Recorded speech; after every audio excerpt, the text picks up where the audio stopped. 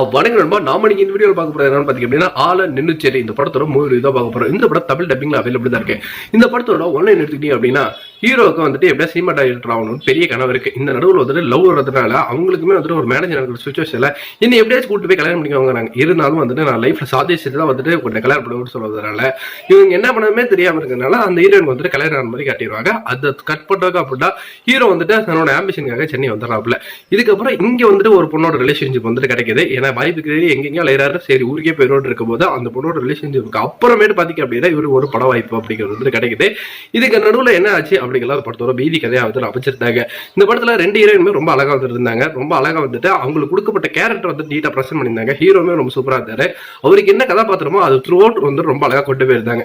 என்ன எனக்கு அந்த ஒரே ஒரு இடம் மட்டும் தான் வந்துட்டு இடிச்சது. பட் இந்த பொண்ணு கல்யாணம் பண்ணிட்டு அதுக்கப்புறமேட்டு வந்துட்டு இவரோட ஆம்பிஷனை வந்துட்டு அச்சீவ் பண்ணிருக்கலாமே, தேவையில்லாம ஒரு பொண்ணு மிஸ் பண்ணிட்டாருன்ட்டு அதுக்கு கடைசி கிளைமேக்ஸ்ல கொண்டு வந்துட்டு ஒரு ட்விஸ்ட் நம்ம வந்துட்டு ஒரு வேலை இப்படி இருக்குமோ அப்படின்னு நினைச்சோம்னா அதே ட்விஸ்ட் வந்துட்டு வச்சாங்க. அது பெருசா எனக்கு வந்துட்டு ரசிக்கப்படியா கிடையாது.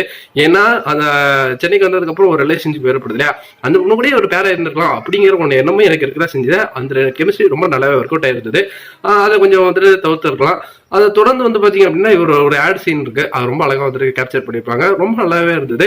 அந்த த்ரூ அவுட் வந்துட்டு ஒரு சிட்டி வந்ததுக்கு அப்புறம் இருக்கக்கூடிய போர்ஷன்ஸ் ரொம்ப சூப்பரா இருந்தது கிராமத்தை விட. இந்த படம் பார்த்துருக்கீங்கன்னா உங்களுக்கு எப்படி போச்சு நம்மளோட கமெண்ட் செக்ஷன்ல வந்துட்டு தட்டி விட்டுருங்க. என்ன பார்த்து தாராளமா இந்த படத்தை வந்துட்டு ஒன் டைம் மேலேயே வந்துட்டு பார்க்கலாம். நான் 2 வாட்டி பார்த்துட்டு இந்த படத்தை.